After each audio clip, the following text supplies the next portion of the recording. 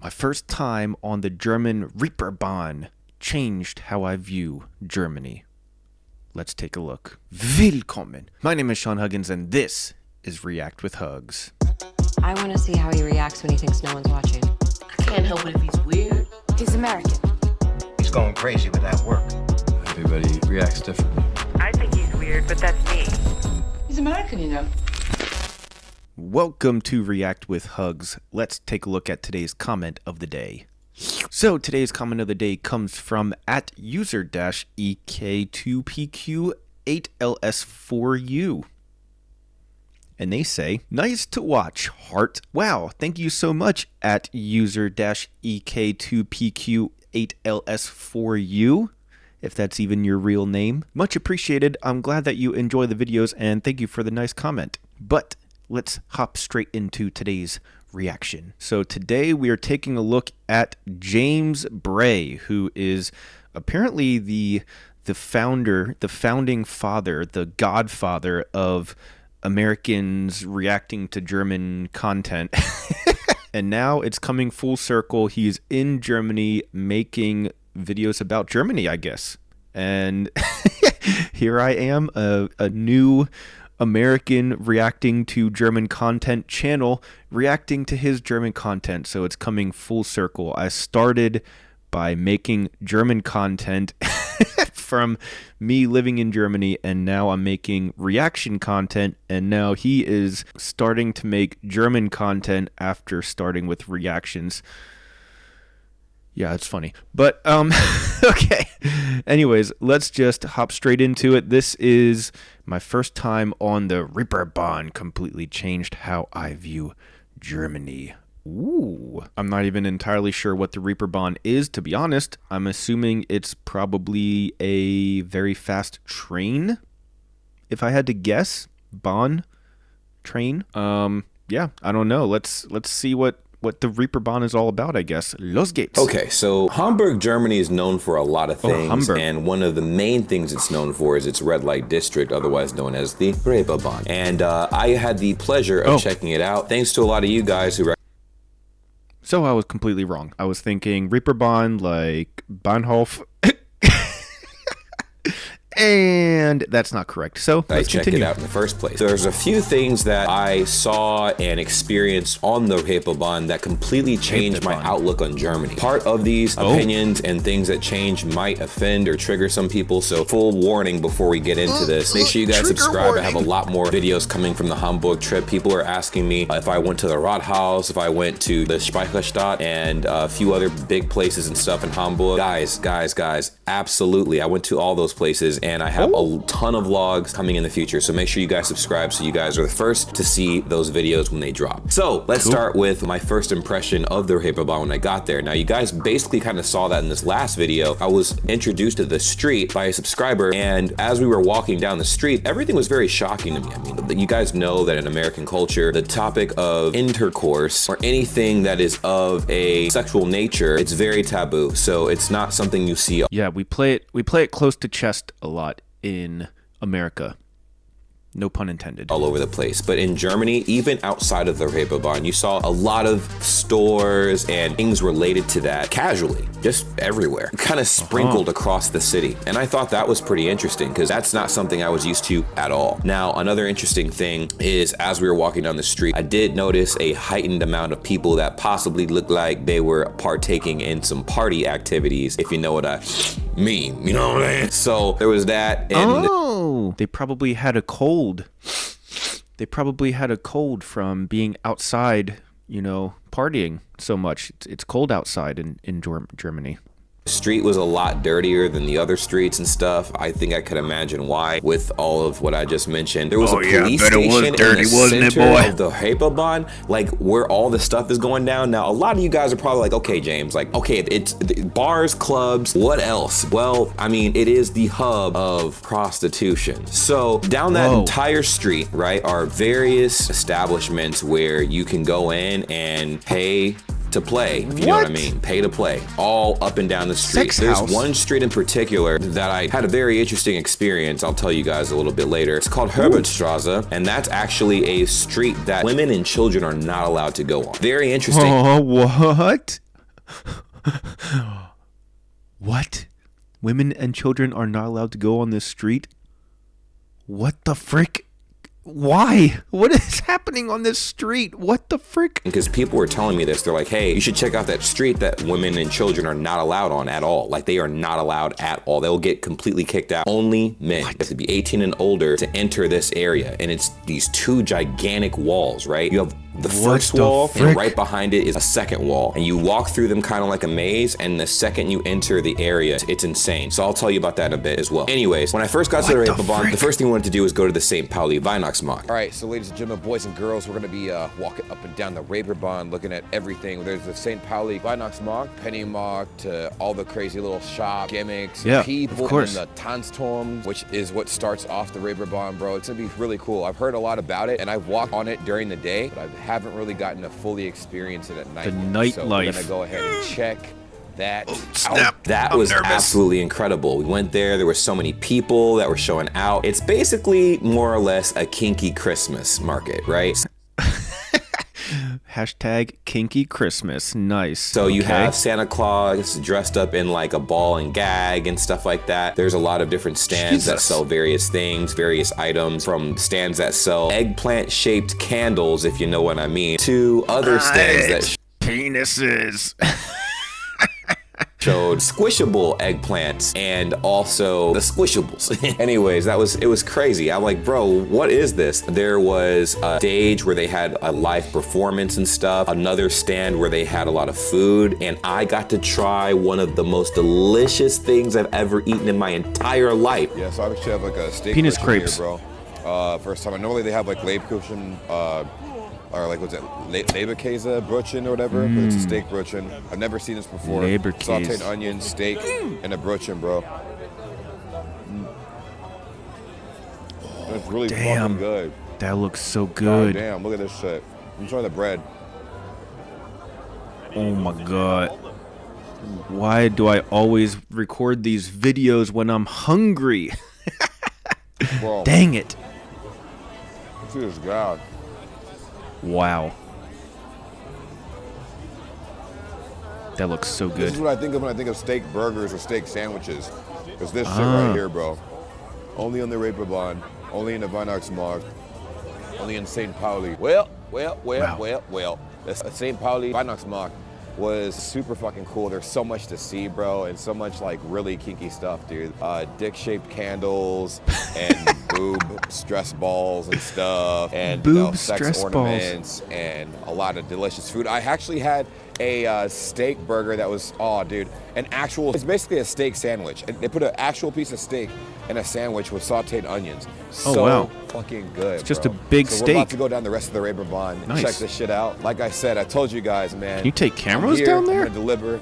I love it out here so far. It's super dope. Everybody's drunk as fuck off of Glühwein or some other shit.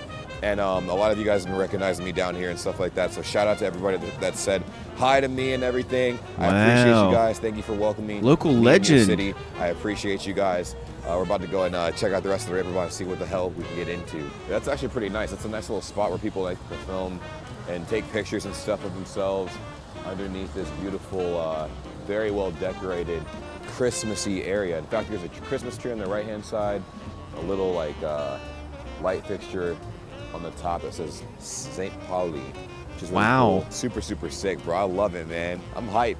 I'm in a party mood. Let's go, party people. So as I walked up and down the Reeperbahn, I was making Instagram posts telling everybody I was on the Keats doing my thing, and people were like, yo, be careful about filming because it is very dangerous over there. People might try to poke you up a little bit. And I was like, really? And I got a lot of messages about that, and I'm like, oh, okay, well, I was very careful, obviously. Poke you up, like stab you? They're gonna stab you for filming?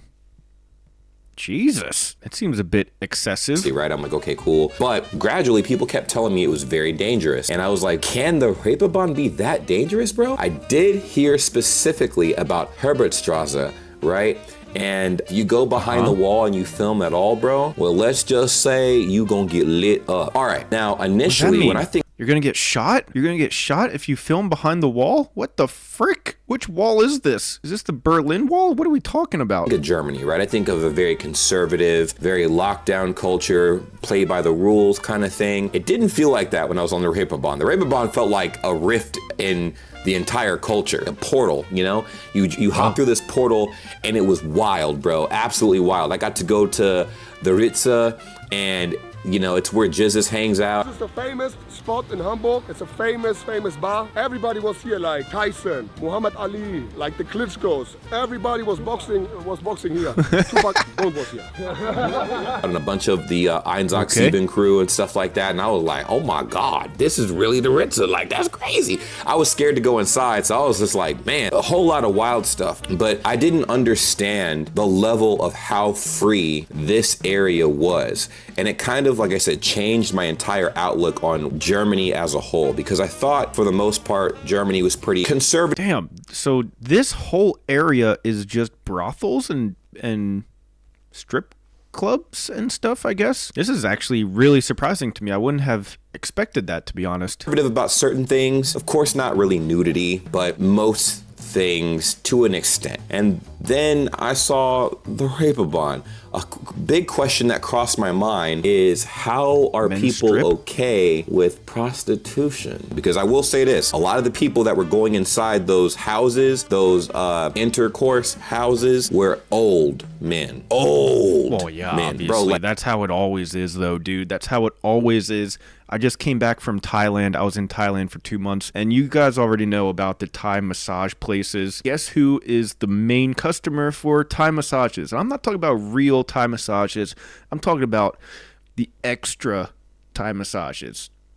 Top of the line, the ones where you really have a happy end to the Thai massage. Those are the old people, 80% of the time, probably.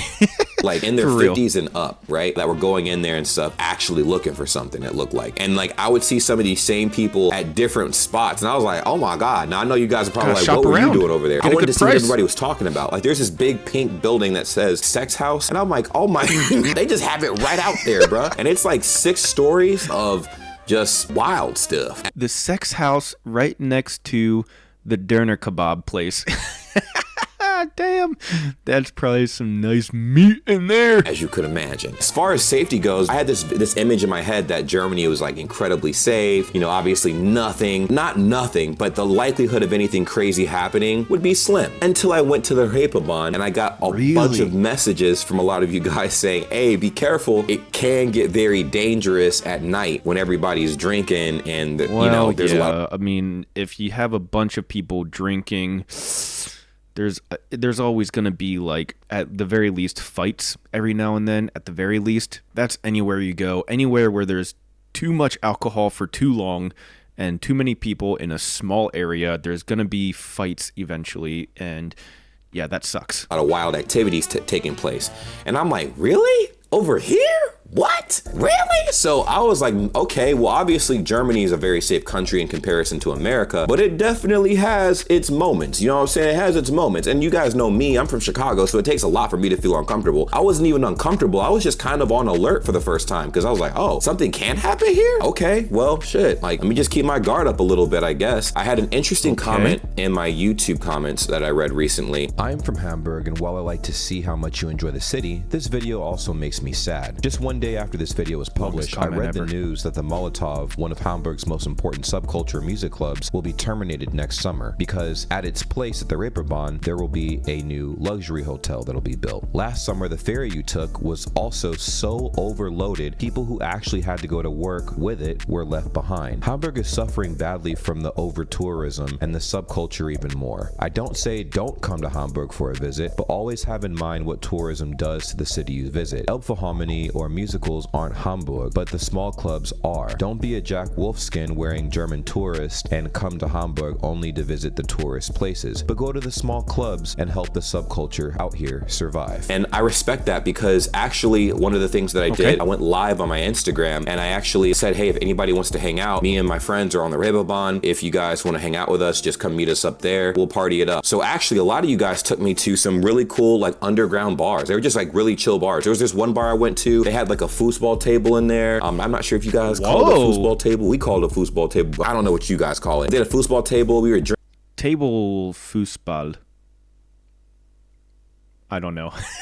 Drinking, and then went to a different bar, and it was really chill. Went to a club, and it was like everybody was like super dope, very open, very free, very kind, and stuff like that. I loved it. It was a very good time, and it wasn't any of the main poppin' club that everybody was funneling into. Because to be fair, they were very crowded. There was a line trailing outside of the buildings. Oh yeah, I mean, I am very much against the club scene nowadays. Now that I'm an old man, I'm 32, but even when I was back in my younger days, back in my day, I still wasn't really into the big clubs all that much. Like, I think they're cool to go to once in a really blue moon, once in a while, just to like have a little story about it or something. So like, I've gone to a bunch of cool clubs at all these different countries and places and whatever, but it's like less than once a year on average. Like, even now, just going to a small club or a small bar, even that I don't even really like, but I would still prefer that way more than going to a giant, packed, like insanely wild club scene. That's just not, I hate that. So I was like, oh my God. But it was very interesting for me because everything is better at night there. Everything's better at night. I mean, it looked incredible. There were so many people out. I had a great time. Lights. Now, this is the story that you're probably waiting on, and it's what is behind the wall. So a friend and I decided, my friend's already been behind the wall before, and he's like, hey, but he went with his friends and stuff because he didn't know what was behind there. So he wanted to show me what was behind the wall. He's like, hey, listen, like, you have to go up and down the street at least just one time on Herbertstraße. So we go there. This sounds scary already.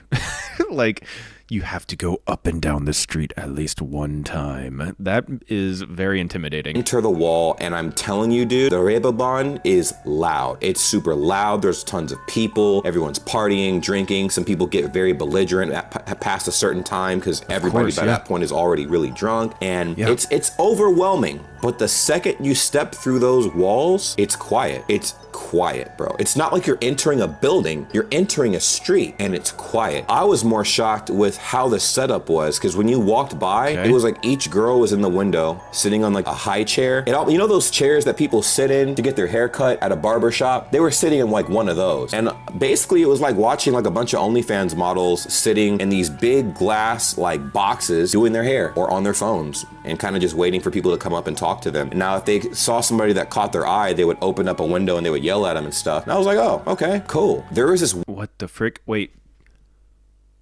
Did he just subtly